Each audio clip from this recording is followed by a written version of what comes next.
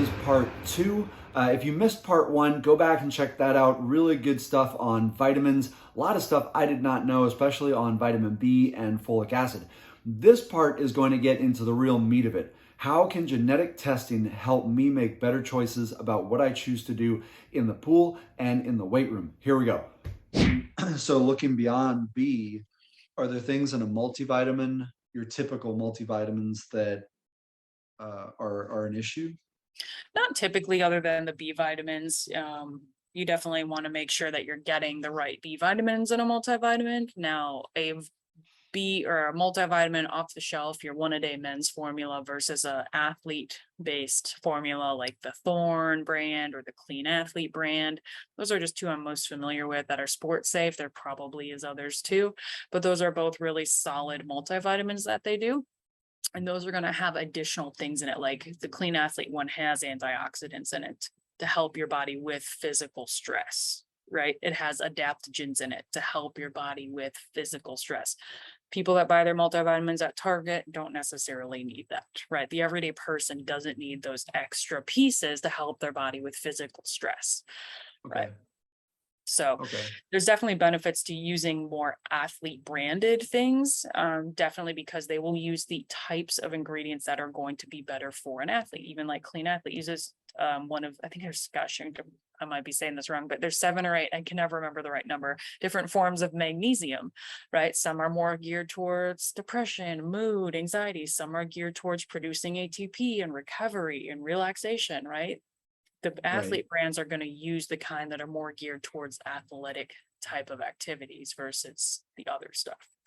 So that's a Okay. benefit in using something like a Clean Athlete or Thorne that's going to have those extra benefits on Okay. it. Mhm. Do you have any materials that kind of recommend the stuff in Clean Athlete or Thorne, or Mhm. is it just case by case? It's really kind of, really case by case, I guess you could say. I mean, anybody, even have people that are not technically athletes, but they're just really active, like parents of swimmers, and they use the Clean Athlete brand too because they, train for half marathons or they just really, really, really active, and Right. that's what they use. And so that's totally fine.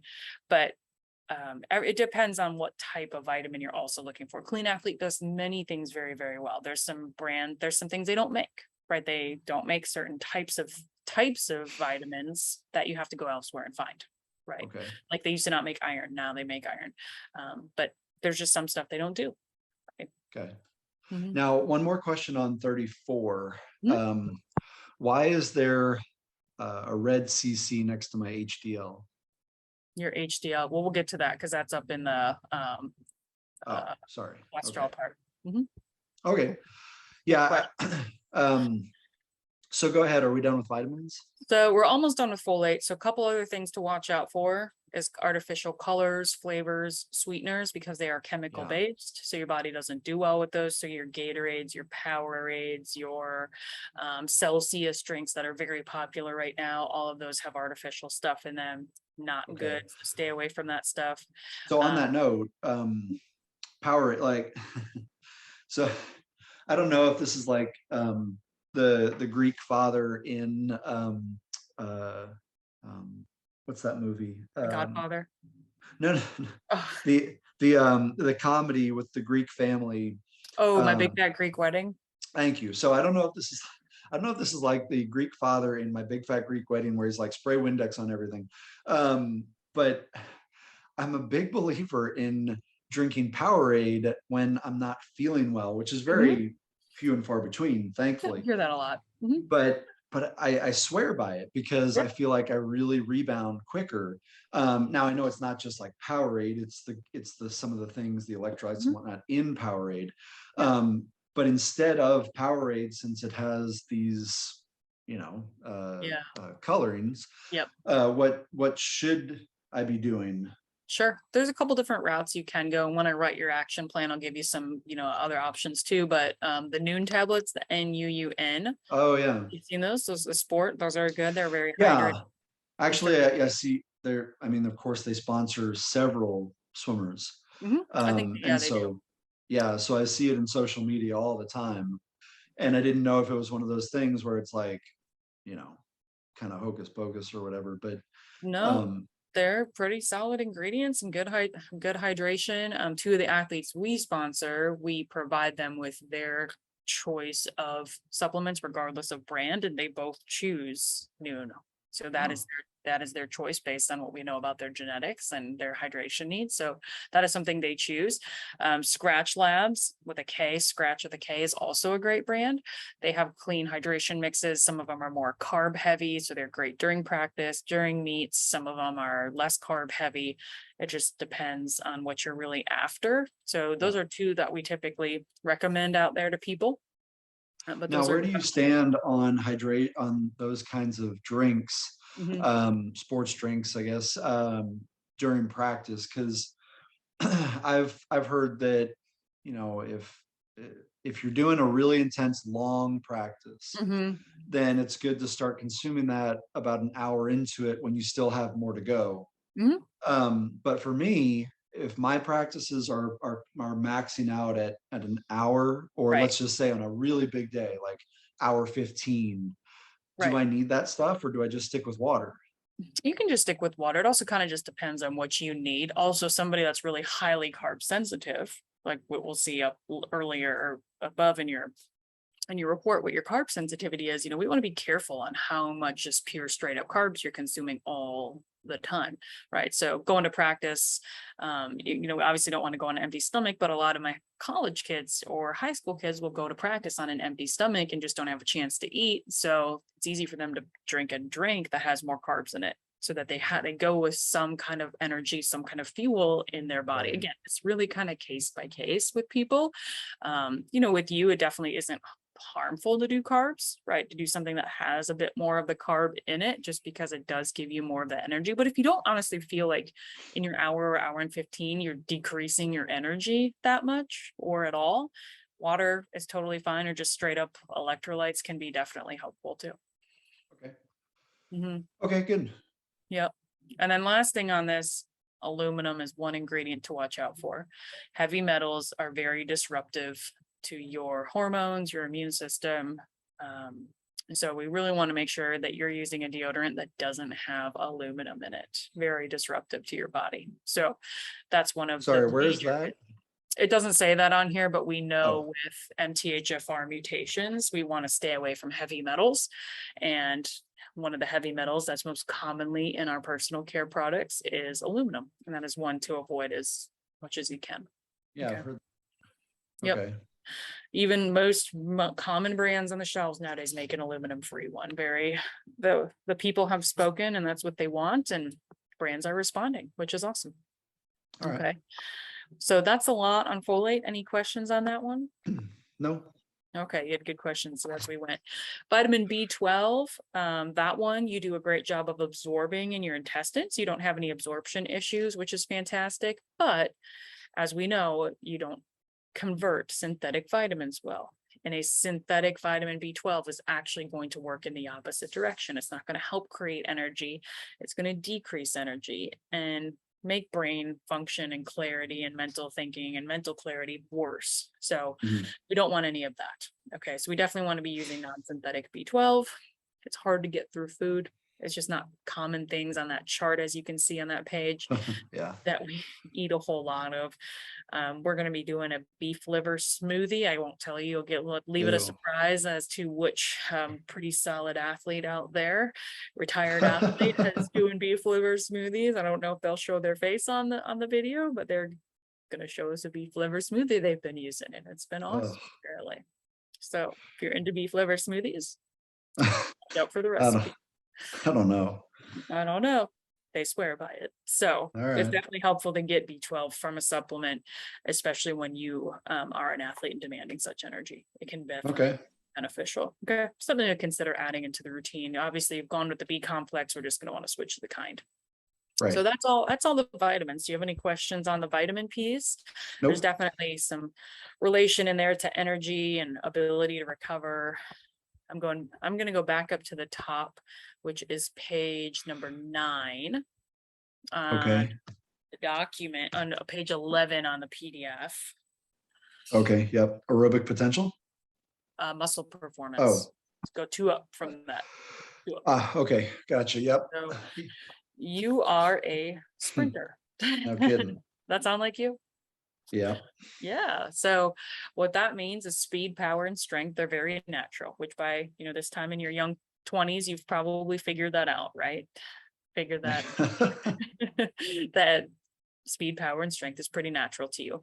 On the opposite end, if you don't train aerobic and endurance, that isn't natural to you, and you Right. won't have that naturally.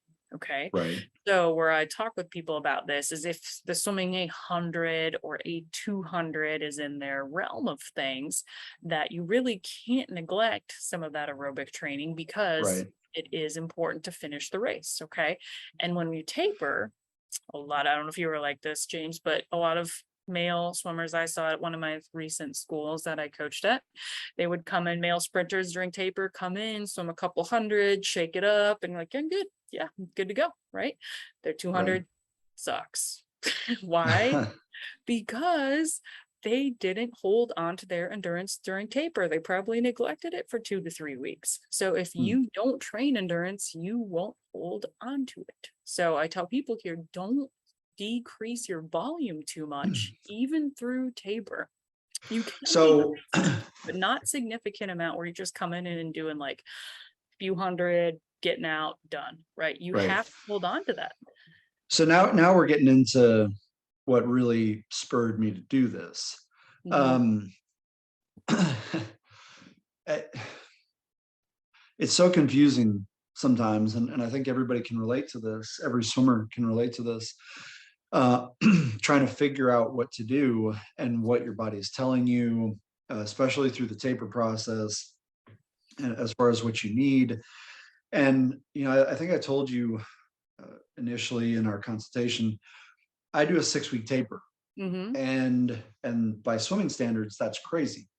Um, but I have found that I take a very long time to recover, Mhm. and and so it's I've proven that it's the right path for me. Yeah.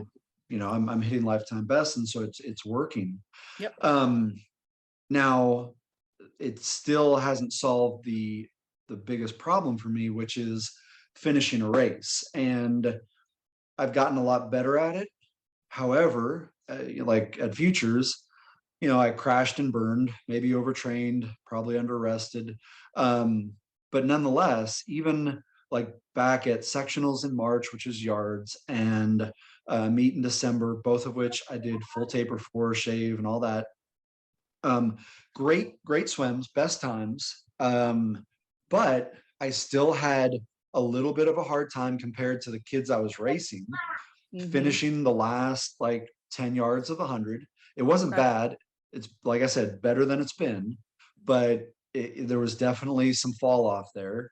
And then in the 200, I was I was with these two guys, these two kids who were like 16 into the 150.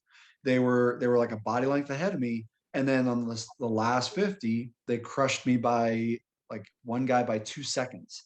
um, and so there was a huge fall off there, and that's been pretty typical for me my whole career.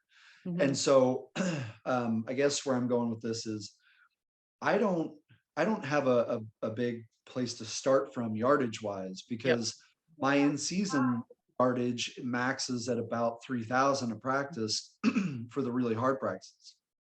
And then when I taper down, I'm tapering down from very little. And so I'm tapering down to like 1,500. Um, but it sounds like what you're saying is I still have to maintain some type of endurance, aerobic sets practices through that taper. But I'm worried in doing that that I would lose. I would mess up the formula that I've been so successful with. Right, right. And I can see that. So this will even make a little more sense when I kind of explain this a little further. So when you have this, speed, power, strength is supernatural to you. Okay. That's a good thing. right? You can do that fairly naturally. Even if you don't train a whole lot of it, you're going to have something there. Okay. So if you're out of the weight room for 6 weeks, you're probably going to hold on to your strength decently well. As a young athlete, as we get older, maybe not quite as well, but as a sprinter, you should still hold on to strength fairly well. Right. Now, but when you demand speed, power, and strength out of your body, because your body is full of type 2 fast twitch muscle fibers, those types of muscle fibers fatigue hard off of speed, power, and strength training. So if all you Right. really do is a whole lot of speed, power, and strength training, of course it's going to take your body weeks and weeks and weeks to recover. Plus, you're a medium recoverer, which means you hold on to lactic acid more. So if I was your coach and I was looking at this, or, you were one of my athletes and I was, kind of having the same conversation, I would say, you drop the yardage down a little bit, but really drop the intensity and the volume of the intensity down, but keep the yardage where it was, or come down, and maybe if you say 3,000 is like your max, come down to 2,000 and do a lot more easy. I don't know if you use the color charts, white, maybe into pink heart rate zones, and keeping that heart rate, nice and steady. I tell a lot of swimmers, do a longer cool down. Okay. Add 500 to 800 onto your cool down. If you're going to do a day of like short rest, short stuff at practice, just add a big long cool down, keep your volume up. So does that mean instead of hitting Tuesday, so Tuesday, Thursday, Saturday are the big high intensity days. 100% effort, go. Does that mean that those even just 3 days of high intensity swimming, even though the other 3 days are very like 500 easy, get out, go lift, 3 days of that is too many? No, it's not necessarily too many. As long as I like your balance, but more about when you rest and taper. It's about keeping, the speed, power, strength, intensity is going to go down, right? Yeah. But the volume really shouldn't go down too much, right? We should really maintain that volume a fair amount to hold on to your endurance, because you don't have the 6 to 10 grand workouts behind you. That's just years and years and years of volume training. That's just going to kind of hang with you. You lose that aerobic endurance so easily if you don't train it. And you don't have to train it hard. You just need to do some. That's all. So tapering down to like 2 or 2,500 instead of 12 or 15. And it's, so I mean, I do a little bit of the easy breaststroke. I like to say there's no such thing as easy breaststroke, because if you're doing easy breaststroke, you're probably doing it wrong. Yep. But I do my version of easy breaststroke, which is holding back more on the intensity and the effort level, with just a little more rest, and where it's more of like pacing a 200 as opposed to crushing a 50. But I get what you're saying. So go ahead. Something to think about there is holding on to that, just because genetically you don't have a huge aerobic capacity either. So it's not like there's, it's just not a natural thing for you to finish 100 or a 200. It's something you actually have to work on. And if you're not going to put in the volume on a daily basis, which is fine, you definitely just need to not let that drop too much, in my opinion. Once you get to rest, right? You have to keep that volume a little bit bigger when it comes to rest. It doesn't have to be hard volume. It just has to be, I tell athletes, put fins on, kick, swim backstroke, whatever it is. Like, don't hurt yourself, but just swim easy, right? That doesn't have to be hard. Now, because of my genetic makeup, going back to what you said about the long cool down, typically when I do these Tuesday, Thursday, Saturday practices that are so hard, I'm cooling down, but it's like maybe 200. Yeah. But it sounds like you're saying that's not enough. Not for you. And when we get down to recovery, we'll really hone in on cool down for sure. So with fat loss, with exercise, this is pretty important. You need strength training. You know, that is one of the most important ways to keep your body in a healthy body composition. Okay. So actually strength training burns body fat more than anything else that you do of activity level. So long-term picture, you know, keeping strength training in your routine for a healthy body composition is super important. Yeah. Now, what you may find with this, excuse me, is that when people are in the green here, green is exercise and red is diet. You are most efficient at burning body mass with exercise.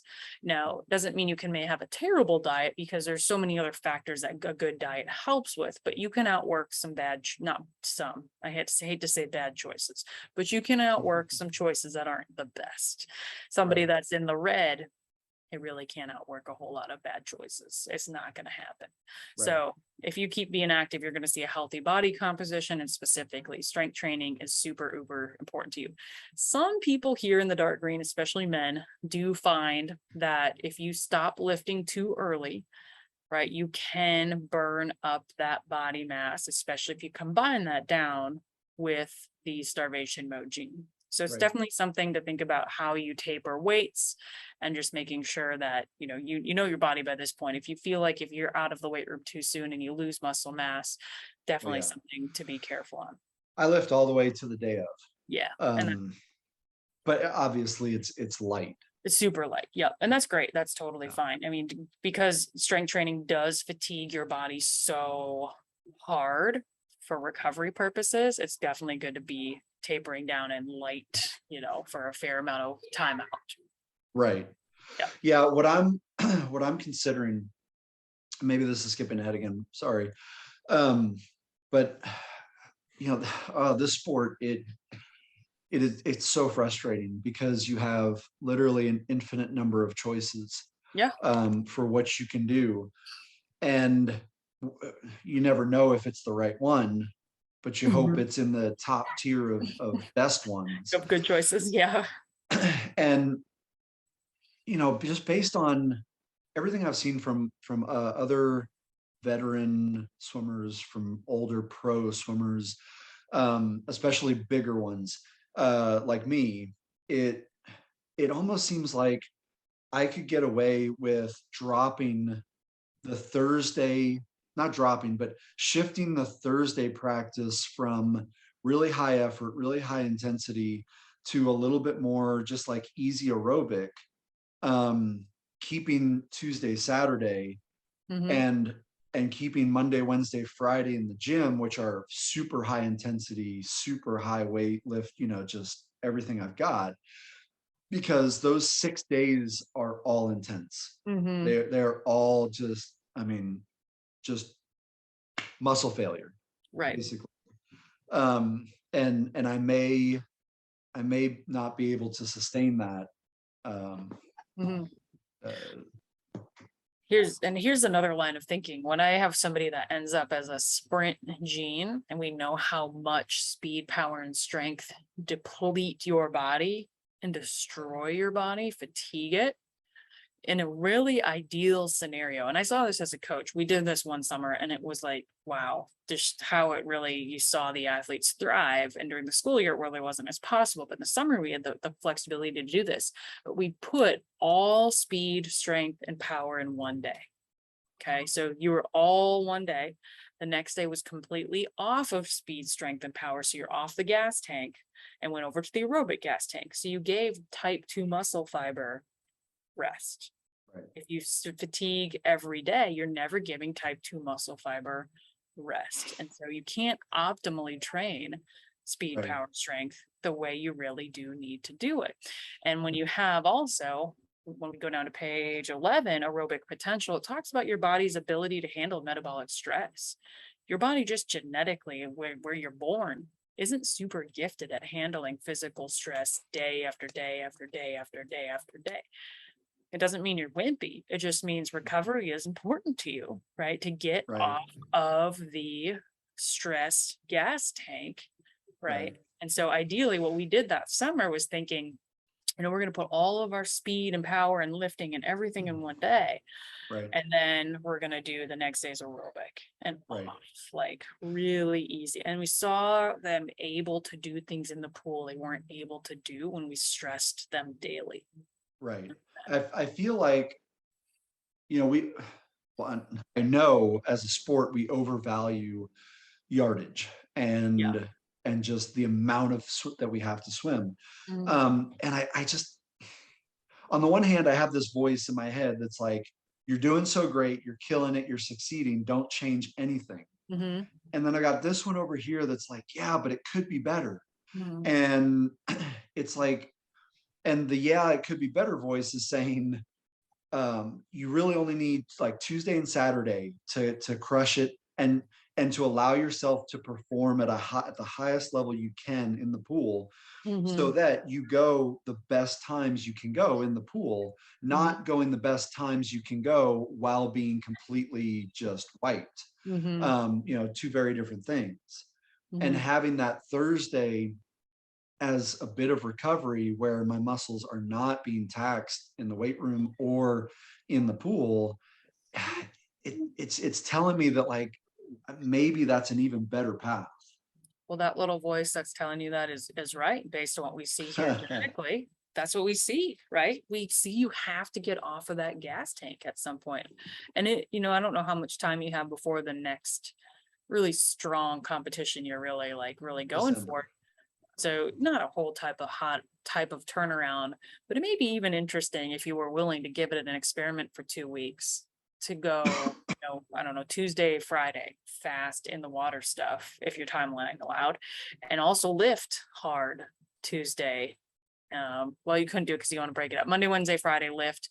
And if you can do Monday and Friday of fast stuff, or Wednesday, Friday's fast stuff, try to put all your fast and power stuff in one day and see what happens. If it's a total Really? crash and burn, that I mean, genetically it lines up because you get off of the gas tank.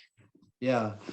I don't see how I could possibly like, I swim first. But either way, I don't see how I could do either one first, all out effort, high intensity, and then do anything close to my potential, whatever the second one is, lifting or swimming.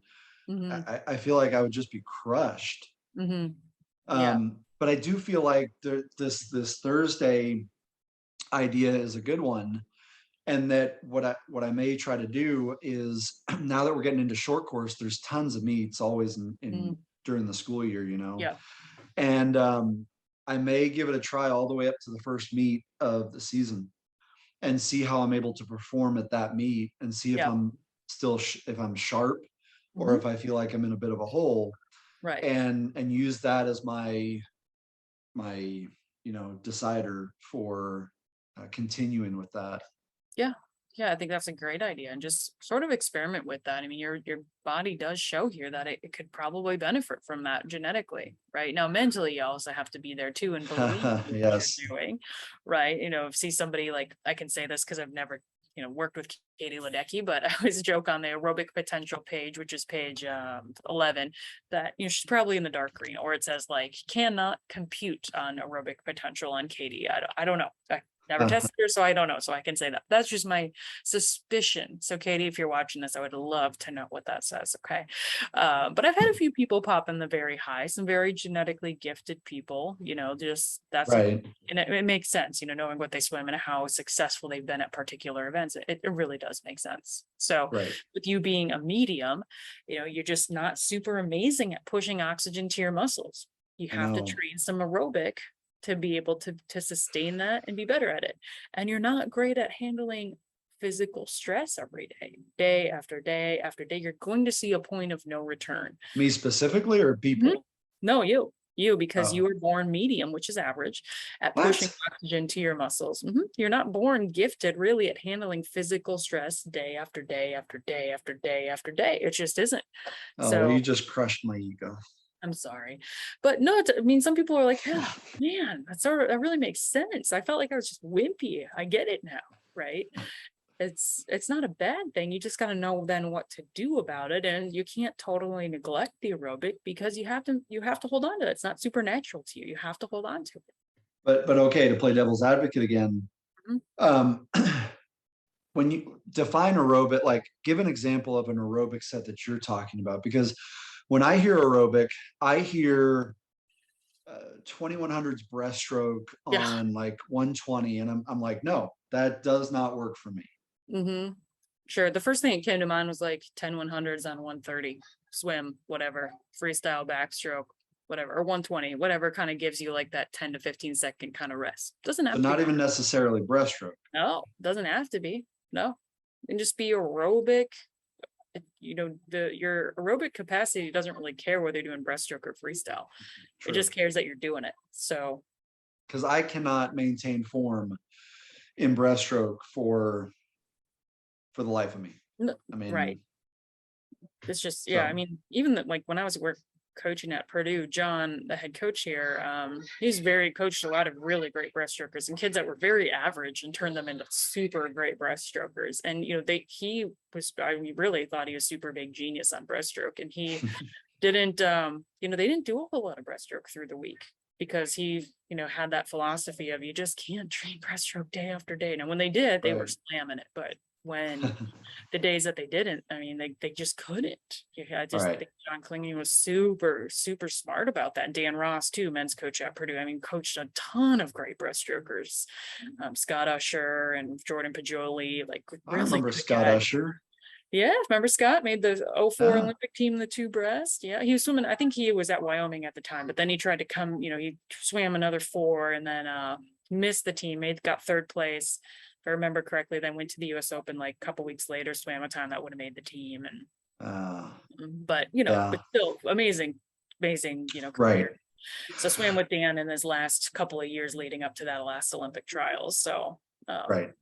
both were great breaststroke coaches, and I think they just didn't do a lot of breaststroke in practice. Okay.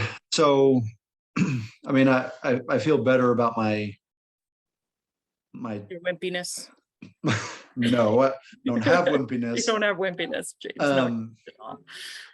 I have alternative choices. Yes. No, you do. You Um, got to train for your body. You know what your body says now, right? um, but no, it's I've I've gotten much better. I would say pretty good about uh, ignoring the old swimmer mentality in me Good. of if you don't do at least this amount or whatever it is, you're not really swimming. Um, and so for me, it's not really an issue anymore. It used to be, Good. but I got Good. over it. No, that's great. I mean, I work with a lot of people towards the end of their careers, and they're hanging on for another 2, another 6, maybe, right? They're not at the beginning of their careers of their pro or their high or their college. And I tell them, like, a lot of women especially leave the sport because they can't do what they used to do. And they Right. just retire and like, well, I can't train like that anymore. Must mean I'm done. No, you just have to do things different and smarter for your body, right? Doesn't Swim, mean you're done. swim different. Swim different. That's good. People don't need to retire. They can still be you swimming. Okay, so tell me, are we on page 11 now with aerobic potential? Aerobic, we already kind of talked on aerobic potential. We Well, talked on. okay, so I had a question specifically about this in the Mm-hmm. blue box, Mm-hmm. the hit for 28 minutes. Yeah, yeah, that's a suggestion for non-athletes. Okay. Ah, okay. Yeah, Thank you for clarifying that. yeah. Um, Somebody that's doing dry land or just trying to stay in shape. But that's the kind of stuff you do in the pool to increase your aerobic potential. You swam plenty of threshold back in the day. If you swam at right. Texas, you swam a lot of threshold. That's essentially threshold. Right. Okay. Yeah. Because one of the things that I'm struggling um, with figuring out is what else can I do to help my ability to finish a race? Mm-hmm. And and so like anything, of course, in the pool, but anything outside of the pool. And one of the things is shifting to more time-based lifts. Mm-hmm. So bench press for a minute, three Yeah. seconds. Same thing with deadlifts and even like pull-ups, although I don't think I can do pull-ups for a minute and 3 seconds. That kind of thing where it simulates what I have to do in a race. Mm-hmm. And specifically to pull-ups, trying to get better at my strength to body weight ratio, because Mm-hmm. I think if you really look at that ratio, I'm not actually that strong. Mm-hmm. I weigh 220 pounds, and it's all muscle. And so, yeah, I'm going to be able to lift a whole lot of weight one time, Mm-hmm. or even 5 times, whatever, like in bench and stuff. But when you look at my pull-ups, I today, in the weight room, I did 3 sets of 12, and that's okay. But it seems like if I want to be able to finish a race, I should be able to do 3 sets of 20. Mm-hmm. And I don't think I can do that right now. Mm-hmm. And so one of the things I'm really pushing in the weight room is pull-ups to get to that level. Gotcha. Plus, we don't want to eat your muscle mass away at night. So you need to make sure we protect your muscle mass when you sleep. So we're not decreasing that, right, for fuel. And that's huge too, to hold on to that muscle mass. So I Right. totally agree with you. I think that's helpful. I think, the Coughlin, I think, was really good at this. Like she really did a lot of stuff outside of the pool when it came to training to improve Yeah. her in-water performance later on in her career.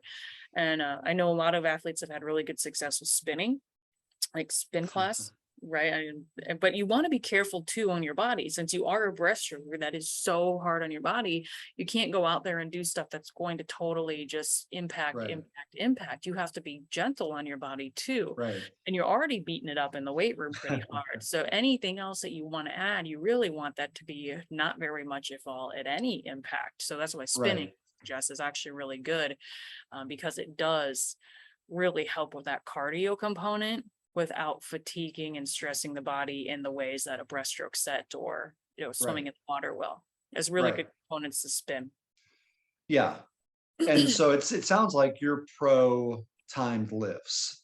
Yeah, I mean, I think it can definitely be helpful, especially in a case like you. If you're just trying to swim the 50 free, just go and see how much you can lift. That's it's a little bit different. But if you're still trying to finish a 200 or 100 breaststroke, you have to have some of that muscular endurance where you're able to do it time after time after time after time, and that's just not Right. two times throwing up a bench press. That's a lot more effort behind that for Right. sure. Right. Mhm. Yeah. Yeah. Now with timed lifts, do you think it should be a one-off? Like, okay, if I'm doing bench press, 1 rep of a minute and 3 seconds, or 1 set rather, or should it be like 4 sets of a minute and 3 seconds kind of deal? Sure. I think you can play around with that at different times of the season, right? When you're kind of early on in season, if you do take any kind of break out of the water at all between seasons, and if you're kind of getting back into that, you can definitely kind of switch that and go on a cycle of, we're going to do 4 weeks of that last one that you mentioned, which was the four sets of, what was that, Minute. 103 minute, Yeah. 4 sets of a minute. And then we're going to go to 2 weeks of the other one, right? And just see and then go back to maybe 4 weeks or 3 weeks of the other and 2 weeks of the other, and see, how is your strength increasing from that? Is Right. your muscular endurance or your strength, are we losing anything? Are we gaining anything? But to keep the endurance piece up is important. So some endurance component of the lifting is definitely an Right. important piece, Right. without trying to really damage your body too much. Yeah. Yeah. Yeah. No, for sure. And uh, it's good you say that. One of the things I thought about doing was getting back on a hitting bag. That's another good one. But it can't be compounding fatigue. Yeah. Right. So, if what it if I'm thinking, okay, Thursday needs to be more aerobic, kind of a recovery, then I can't go in the gym on Thursday and do a minute of hitting the bag and this hit workout, whatever that's suggested, anything Yep. like that, because it's just more high intensity. It's too high intensity. Yeah. You could do a And moderate type of spin thing. You can go in and right, just swim right, easy, right? I mean, that's where those type of things may be helpful, where you're still holding on to aerobic endurance, or maybe even working on it a little bit and improving that, but not overtaxing your sprint gas tank. Yeah. Right. Now, before I forget, because I don't want to leave this call and forget to ask this, going back to the pre-workout, do you recommend doing a pre-workout drink, something? Yeah, and it depends on the person, very case by case. What we typically first talk about is your caffeine metabolism, which is later on in the report. And I'm scrolling down to page 26. And that shows us you have an increased sensitivity to caffeine. So that means you metabolize it much slower. So it's going to take a lot longer to get into your body, to feel the effects you want to feel, and then take a lot longer to get out of your body. So some people here have a hard time going to sleep, especially at night after they've taken caffeine before finals to swim fast. Okay, so that's one problem with that. The other is morning workouts or morning meets. You can't take caffeine that early, 2 to 3 hours before, to really feel that. You're not going to get up at 3 a.m. to start drinking caffeine to feel the way you want to feel at 6 a.m. Right? It's just not going to happen. Right. So caffeine may not be your best source of a pre-workout, which most pre-workouts are full of. There's caffeine. Oh, really? Clean, yeah, they have tons of it typically. Clean does have one that's called Clean BCAA plus peak ATP, and it is a non-stimulant based product, which is fantastic. So there's no caffeine in it. So anyone that has caffeine sensitivity or younger kids, right, younger high school kids can take that safely. So what it does is it allows your body to feel the effects and puts pure ATP into your body, which I had a sports scientist on one night. He goes, they make a product that's sports safe that has ATP in it. Why doesn't everybody take this? Like, I know, right? And I And so think what is that? it's on the Clean site. It's Clean Athletes, Clean BCAA plus peak ATP. It's on back order quite often because it's so stinking popular.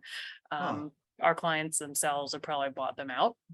And that's great. You can drink it as you're, I tell people, shake it up, drink it as you're driving to go work out. If you haven't finished it, drink it during practice, drink it after practice if you haven't finished it. It can be used for pre, during, and post as well. I I don't think I have any caffeine in my diet whatsoever. That's great because it really doesn't do well in your system. I have just like an ounce of dark chocolate with my Icelandic yogurt. Yeah. That's like my vice, my cheat. Yeah. So really no caffeine. Yeah. I'm so embarrassed to say this. I experimented at a meet with a caffeine pill one time. Oh my gosh. And I popped it, I think it was like 30 minutes or so before my race. It didn't help. No, you were probably feeling that on your way back to the hotel or home 3 hours later. Well, I was jittery when Yeah. I was behind the blocks. Like I couldn't focus very well. I was really antsy. I couldn't stop moving. And I just, in the race, I wasn't focused. I don't really know how to explain it. And then, yeah, like for the rest of the day, I was like really chatty, and never did that again. No, good. Don't do that. Yeah, way too much. Once you feel it, you're going to feel it like it's going to come on hard. So yeah, and it's going to stay in there for a long time. Yeah. So we don't want that. Yeah. It did. So non-stimulant or small amounts, like Honey Stinger makes their little gummies that have caffeine in them. They're organic chews. They have some caffeinated versions that it's much smaller amounts of caffeine, but some people just need that little pick me up, and that's like a little something that they can use that they do find gives them that little extra buzz to help. But non-stimulant base is great for people that have that increased sensitivity or high sensitivity. Then we get off the caffeine. Yeah. Yeah. Now I know a lot of people have wonder about what to take like before a race. And I used to do nothing, but I would keep hearing about coaches, swimmers who would pop, like candy, kind of like M&Ms or a candy bar 30 minutes before a race, that kind of thing.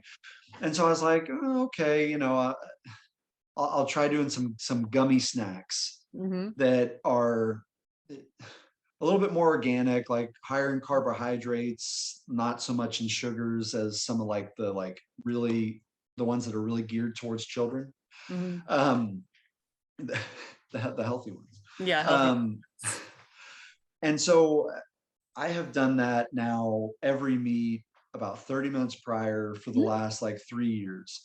Yeah. Is it all in my head, or is that actually going to give me any kind of benefit? Well, that can help actually, especially if you're swimming multiple races at a session. There's times where we do that. So between races, that's helpful to put some of that sugar back into your body. It's definitely nothing wrong as long as they're organic, so they don't have the artificial colors and flavors. Right. Always stick with organic. It should say organic on there, otherwise you're going to see artificial things, and that's not going to be helpful for your body. Right. But yeah, you can get some benefit. It also depends on how soon before you've eaten. Have you eaten anything in the last 3 hours? Have you eaten something? What did you eat? It kind of depend on that. But my philosophy with this is, when I'm talking to an athlete about this, and we're talking about, adding in a pre-workout or that BCAA PKTP product, it's like, that's something, if you're doing that before lifts and before fast, powerful swim workouts, why wouldn't you just do the same thing before your race? Why are we going to change it up? Right? Or don't just do that powder stuff, the drink before you race. Why wouldn't you do that practice every day? When you go to the meet, nothing should really change. Okay, practice every day is to help you figure out a routine. Right. Right. So it shouldn't change. So I have guys and girls that use that BCAA PKTP powder, just to be cost conscious on the days where they lift and do powerful swimming workouts. So they're not using it every single day. And then after they're done with warm-ups, or before they dive in the pool for warm-ups, they're drinking that. So it's the same thing when they race versus when they practice. It's the same thing. There's nothing changes in their body. They might take another drink of it if they have 3 hours between races. They may have another whole serving of it later on, but we're not Right. doing anything different.